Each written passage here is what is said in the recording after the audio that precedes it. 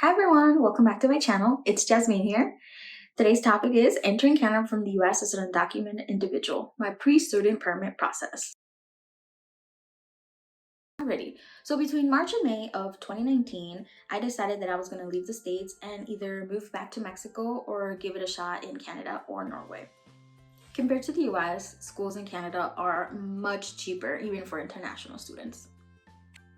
Between May and July, I started looking for graduate programs that were within my price range. And I want to take a moment here to be 100% honest here. Technically speaking, I couldn't afford going to school, much less leaving and immigrating somewhere else and studying new at all. At this time, I was working full-time as a server. I had just graduated. I don't lie when I say I had probably $500 in my bank account.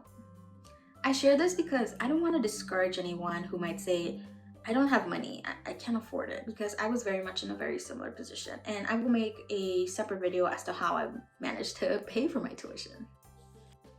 During July and November, I focused on three main things: the graduate record examination, or GRE, the personal statements, which I went through, I'm not kidding, like 8 revisions. This part, the personal statement, is huge. And securing 3 letters of rec. For anybody that's gone through this before, you know that getting letters of recommendations takes quite some time. I decided on 2 Canadian schools: the 1-year Master of Climate Change at the University of Waterloo and the 1-year Global Affairs program at the University of Prince Edward Island. The application fee for PEI, or Prince Edward Island, there was none, so I didn't have to pay a fee to submit my application there. Waterloo did have a $100 application fee, which turns out to be roughly $78 US. Around this point, I also had to pay $205 for the GRE exam.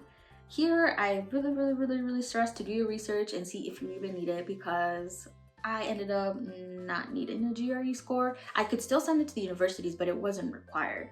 So if you could save yourself $205, save yourself some money. Generally, applications are due on December 1st or February 1st, and that happens to be my 2 deadlines. So PEI was due on December 1st, and Waterloo's application was due on February 1st.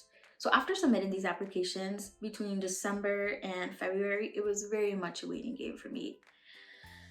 That process was extremely nerve-wracking. I never wanted something so bad as I wanted to get admitted to these schools, because my entire future banked on these admissions. If I couldn't get into a school, I couldn't apply for a study permit to get in.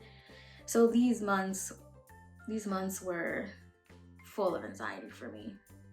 In retrospect, I don't know if my heart could have taken the disappointment of not getting into any of these schools. That would have probably destroyed me and put me in a really bad place. On February 12th, I received my very first admission letter to Prince Edward Island.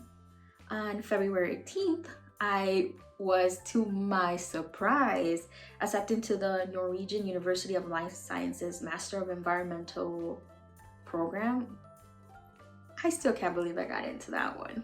On May 5th, I was rejected from the University of Bergen's Master of Geography and Sustainable Development.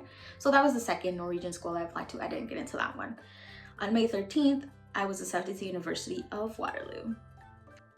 After taking a couple factors into consideration, I decided to go forward with University of Waterloo.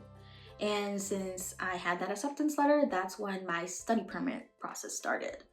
You can't start a study permit process until you get an acceptance letter. Up to this point, I have spent $283 US between the GRE application fee, which once again you might not even need, and the application fee to submit my application to University of Waterloo. I will be making a video going more thoroughly as to what to look for when looking for schools in Canada, because like I mentioned before, I made some silly mistakes that I will help you not make, because you don't need to go what I went through.